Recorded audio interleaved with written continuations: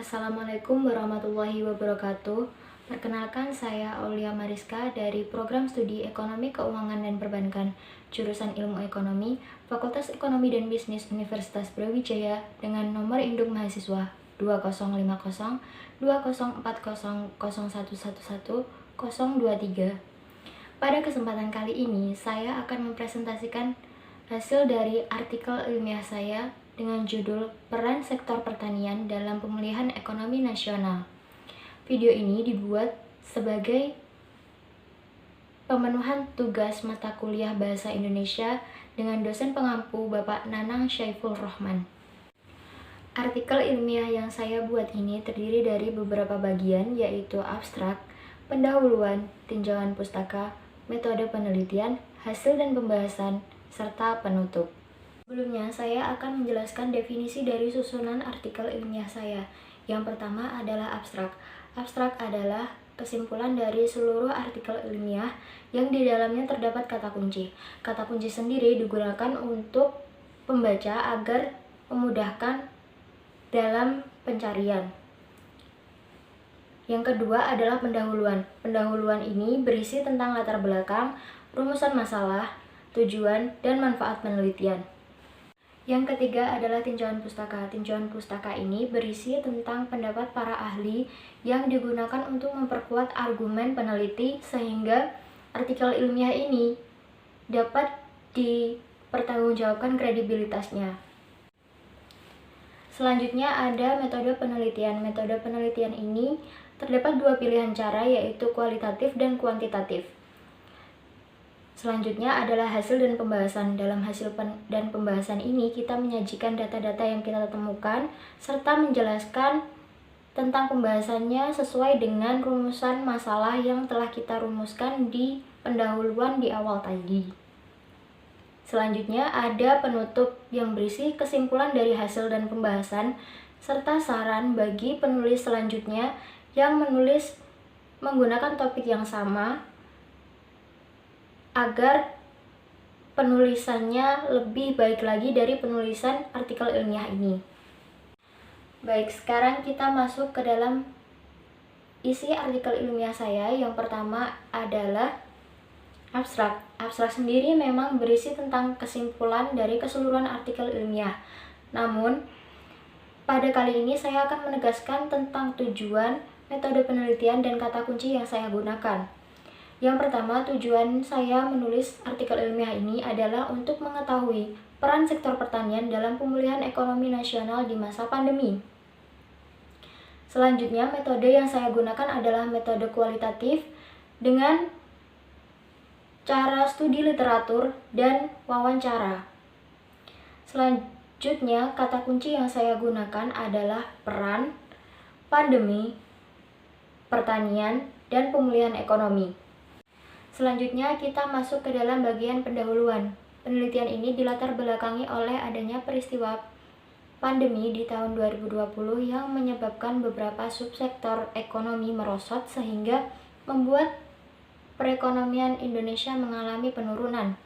Hal ini dibuktikan dengan data BPS pada kuartal ketiga tahun 2020. Ekonomi Indonesia mencapai minus 3,49%. Namun, hal ini malah memberikan peningkatan kepada sektor pertanian sebagai subsektor ekonomi karena adanya panen kedua di tahun 2020. Juga karena aktivitas pertanian berada di pedesaan sehingga persebaran COVID tidak sebesar yang ada di kota. Dari latar belakang tadi, terbesit pertanyaan, yaitu bagaimana sektor pertanian menjadi harapan besar pemulihan ekonomi nasional di masa pandemi, juga bagaimana aktivitas sektor pertanian di masa pandemi. Tujuan penelitian ini adalah untuk mengetahui peranan sektor pertanian dalam pemulihan ekonomi nasional, serta mengajak seluruh elemen masyarakat untuk mendorong sektor pertanian untuk terus berkembang meskipun pandemi telah berakhir karena adanya potensi pertanian yang sangat besar di negara kita. Manfaat dari penelitian ini adalah untuk memberikan wawasan tentang kondisi sektor ekonomi di masa pandemi terhadap masyarakat, serta dapat menjadi rujukan studi literatur bagi mahasiswa yang akan melakukan penelitian di masa yang akan datang. Selanjutnya kita masuk ke dalam bagian kajian pustaka. Dalam kajian pustaka ini terdapat 3 subbab. Yang pertama yaitu pengertian sektor pertanian, yang kedua penggunaan teknologi dalam sektor pertanian, yang ketiga yaitu hubungan sektor pertanian dengan sektor ekonomi. Menurut Mosel, pertanian merupakan bentuk produksi yang khas didasarkan pada pertumbuhan tanaman dan hewan. Petani mengelola dan merangsang pertumbuhan tanaman dan hewan dalam suatu usaha tani, di mana kegiatan produksi merupakan bisnis, sehingga pengeluaran dan pendapatan mempunyai arti yang sangat penting. Penggunaan teknologi terhadap sektor pertanian saat ini sudah sangat berkembang. Contoh konkretnya adalah produksi secara konvensional yang menggunakan sabit, cangkul, dan kerbau sebagai pembajak sawah sudah digantikan oleh teknologi yaitu traktor dan diesel. Selain dalam kegiatan produksi, teknologi juga dikembangkan dalam kegiatan distribusi hasil panen. Hal ini dikutip dari Diah Ronayu bahwa pemerintah sudah memfasilitasi sebuah pasar online yang disebut dengan Toko Tani Indonesia sebagai tempat untuk bertransaksi antara petani dengan konsumen, sehingga pendistribusian dirasa lebih lancar. Namun sayangnya masih banyak petani yang belum mengetahui akan pasar online ini karena wawasan petani yang masih belum memadai tentang pasar online dan teknologi yang saat ini digunakan. Selanjutnya pada subbab hubungan ekonomi dengan sektor pertanian. Menurut M. Manulang, ekonomi adalah alat yang digunakan sebagai pengetahuan yang memenuhi kebutuhan manusia demi tercapainya kemakmuran. Kemakmuran sendiri adalah kondisi di mana manusia bisa memenuhi kebutuhannya yang bersifat primer maupun sekunder. Karena pertanian dapat memenuhi kebutuhan primer, maka pertanian menjadi salah satu subsektor utama dalam perekonomian Indonesia. Hal ini dibuktikan dari data penyumbang pertumbuhan ekonomi tertinggi pada Agustus 2020 adalah sektor pertanian dengan persentase 16,24% secara kuartal per kuartal. Data ini didapatkan dari Media Indonesia. Yang ketiga, kita masuk ke dalam bagian metode penelitian. Dalam artikel ilmiah ini, saya menggunakan metode kualitatif karena fleksibilitas metode ini yang dapat digunakan meskipun saya dalam keadaan keterbatasan untuk tidak keluar rumah karena adanya pandemi. Data yang saya gunakan adalah data sekunder dari hasil studi literatur dan data primer dari hasil wawancara salah satu pelaku sektor pertanian, yaitu satu orang petani. Teknik pengumpulan data dilakukan dengan cara studi literatur, wawancara, dan dokumentasi. Analisis data dilakukan sesuai dengan tahapan-tahapan penelitian, mulai dari penentuan masalah yang akan diangkat di dalam artikel ilmiah ini hingga terkumpulnya data. Setelah data dikumpulkan, dipilih data-data yang relevan dengan topik yang diangkat. Setelah itu, peneliti memulai melakukan penyusunan hasil dan pembahasan yang berdasarkan data dan rumusan masalah yang sudah dirumuskan.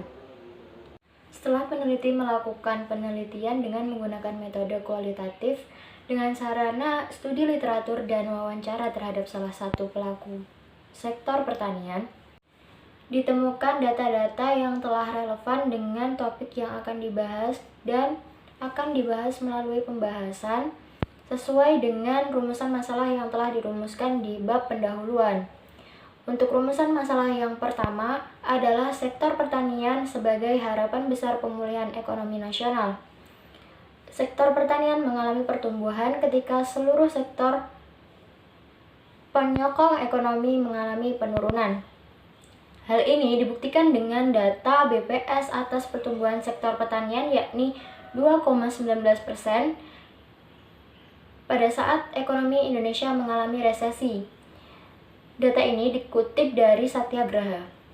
Data dari BPS yang dikutip dari Dwi Nurhayati atas kontribusi pasokan hasil pertanian pada September tahun 2020 ini mencapai 26,06 juta ton. Selain itu, data ekspor hasil pertanian yang dikutip dari ANUR pada tahun ini mencapai 2,82 miliar yang mengalami peningkatan sebesar 9,7% jika dibandingkan dengan pendapatan ekspor hasil pertanian tahun lalu. Hal ini dapat terjadi karena adanya panen raya kedua pada tahun 2020.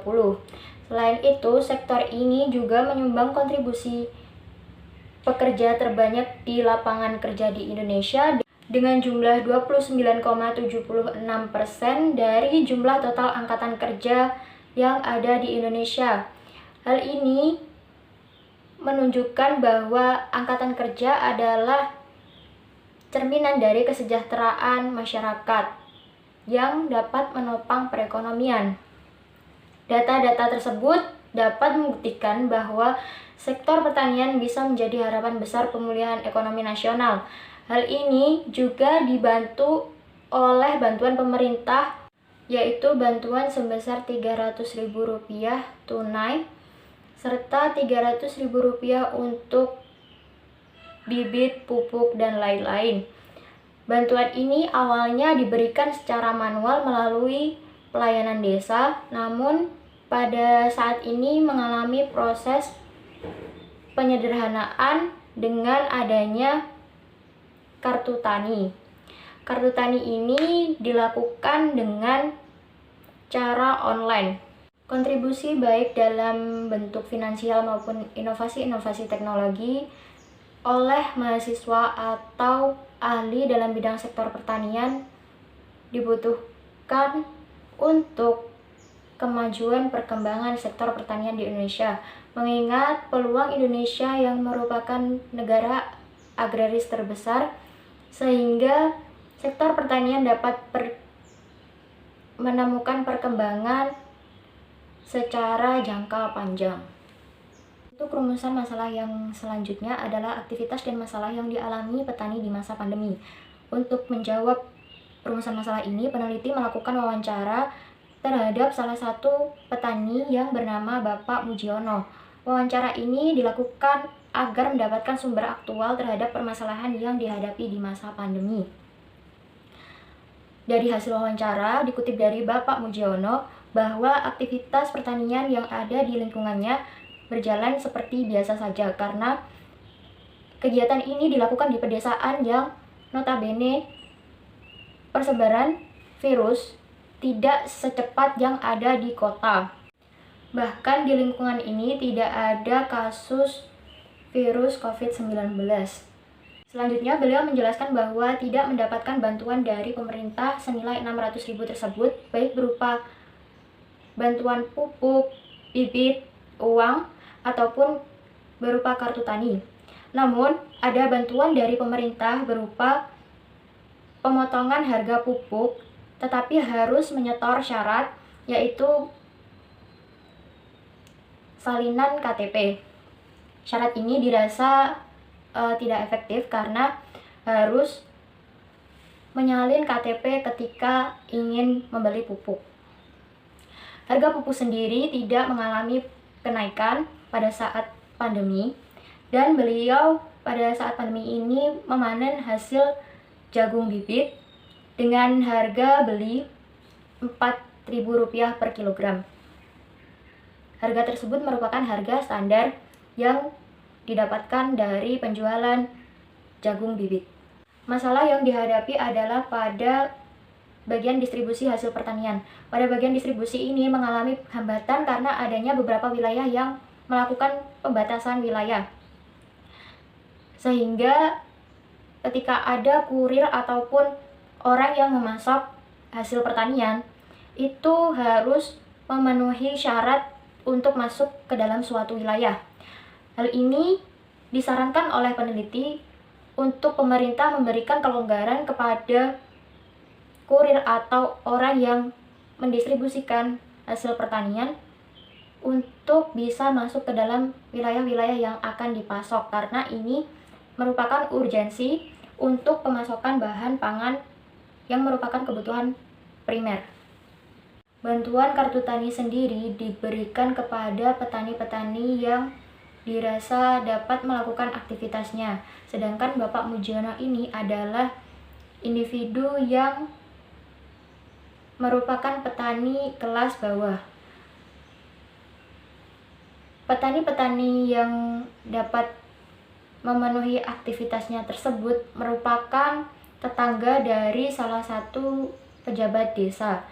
Dari keseluruhan hasil dan pembahasan yang telah dibahas, dapat disimpulkan bahwa pertanian memang sangat berpengaruh dalam menyokong pemulihan ekonomi nasional, sehingga sektor ini harus didukung baik oleh seluruh elemen masyarakat, mengingat Indonesia merupakan negara agraris yang memiliki peluang besar dalam sektor pertanian. Jika sektor ini disokong dengan baik melalui inovasi teknologi dan kontribusi finansial yang mumpuni, maka sektor pertanian juga akan membantu perekonomian negara untuk lebih maju nantinya. Dalam kontribusi tenaga ahli ini juga dibutuhkan peran pemuda untuk mensosialisasikan bagaimana cara menggunakan teknologi kepada para petani yang notabene tidak mengetahui bagaimana cara menggunakan teknologi. Upaya sosialisasi ini dapat dilakukan dengan cara membuat webinar khusus pelatihan teknologi pertanian, baik untuk media produksi maupun media promosi. Bantuan secara finansial atas dampak COVID-19 yang telah diberikan oleh pemerintah sebaiknya dilakukan pengawasan yang lebih ketat agar penyalurannya sesuai dengan target dan sasaran pemerintah, yaitu membantu petani miskin untuk tetap dapat bertahan di masa pandemi. Dan yang terakhir adalah adanya kontribusi seluruh elemen masyarakat untuk menaati peraturan protokol kesehatan sehingga pandemi ini cepat berakhir dan aktivitas dapat kembali pulih. Ketika aktivitas dapat kembali pulih, perekonomian Indonesia akan semakin membaik perlahan karena adanya pergerakan perekonomian didasarkan pada adanya aktivitas manusia. Untuk saran dari penulis, artikel ilmiah ini dibuat dengan adanya berbagai keterbatasan di masa pandemi. Sumber data yang digunakan terbatas pada jurnal, surat kabar, majalah yang bersumber dari internet berupa online. Dan hanya ada satu partisipan wawancara, yaitu seorang petani sebagai objek yang diteliti. Dari sumber data yang terbatas tersebut membuat penelitian ini masih memiliki banyak kekurangan. Peneliti berharap untuk penelitian yang dilakukan selanjutnya lebih dipersiapkan dengan matang. Data-data yang diambil dari berbagai sumber dan bukan hanya terpaku pada internet secara online saja. Juga pengambilan partisipan jika sama menggunakan wawancara, sebaiknya mengambil partisipan lebih dari 3, sehingga data-data yang didapatkan bisa lebih relevan dan jelas dalam penyajian pada hasil dan pembahasannya nanti. Sekian presentasi artikel ilmiah saya. Apabila ada kurang atau lebihnya saya mohon maaf. Wassalamualaikum warahmatullahi wabarakatuh.